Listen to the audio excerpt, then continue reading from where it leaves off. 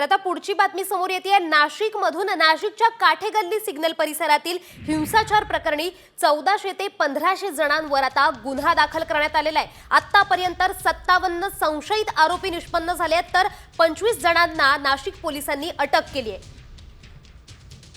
तर या संदर्भात अधिकची माहिती देत आहेत आमचे प्रतिनिधी अभिजित सोनावणे। तर अभिजित, काय सांगाल की आता नाशिक पोलिसांनी काहींना अटक केलेली आहे, तर आतापर्यंत 57 संशयित आरोपी निष्पन्न झालेत, काय अधिकची माहिती?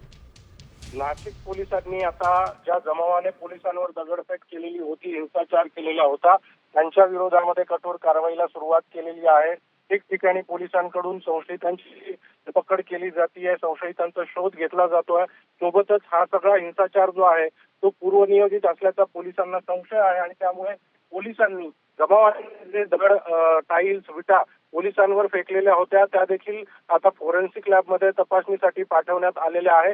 विशेष म्हणजे पोलिसांनी ज्यांच्या विरोधामध्ये गुन्हा दाखल केला त्यामध्ये संशयित आरोपींमध्ये काँग्रेसचे हनीफ बशीर असतील, ठाकरेंच्या शिवसेनेच्या निलोफर शेख असतील, शरद पवार गटाचे राष्ट्रवादीचे आरिफ हाजी पटेल असतील, अशा जणांविरोधामध्ये हा सगळा गुन्हा दाखल करण्यात आलेला आहे। एकूण 57 जणांविरोधामध्ये हा गुन्हा दाखल करण्यात आलेला आहे आणि इतर 1400 ते 15 धन्यवाद दिलेल्या माहितीबद्दल।